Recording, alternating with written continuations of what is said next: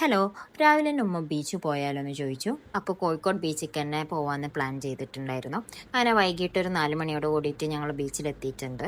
ആ ടൈമിൽ നല്ല മഴക്കാറുണ്ടായിരുന്നു. മഴ പെയ്യാൻ നല്ല ചാൻസ് ഉണ്ടായിരുന്നു. ചെറുതായിട്ട് മഴ പൊടിഞ്ഞപ്പോൾ ഞങ്ങൾ മഴ കൊള്ളാതിരിക്കാൻ വേണ്ടിയിട്ടൊരു ഷോപ്പിൽ കയറിയിട്ടുണ്ടായിരുന്നു. അരമണിക്കൂർ നിർത്താതെ പെയ്ത മഴയ്ക്ക് ശേഷം ഞങ്ങൾ ഷോപ്പിൽ നിന്ന് ഇറങ്ങി വീണ്ടും ബീച്ച് സൈഡിൽ തന്നെ വന്നു.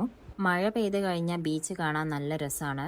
ഞങ്ങൾക്ക് നല്ല ഇഷ്ടമാണ് ഈ ഒരു ക്ലൈമറ്റ്. അതുകൊണ്ട് തന്നെ കുറച്ച് നേരം ഞങ്ങൾ കടൽ വെള്ളത്തിലൊക്കെ ഇറങ്ങി കളിച്ചു. കുറച്ച് കഴിഞ്ഞപ്പോൾ ചായ കുടിക്കാമെന്ന് വിചാരിച്ചു. അപ്പം ഞങ്ങളൊരു കടയിൽ കയറി ചായയും കാടമുട്ടയും അതേപോലെ കൂന്തൽ നിറച്ചതും വാങ്ങിയിട്ടുണ്ടായിരുന്നു.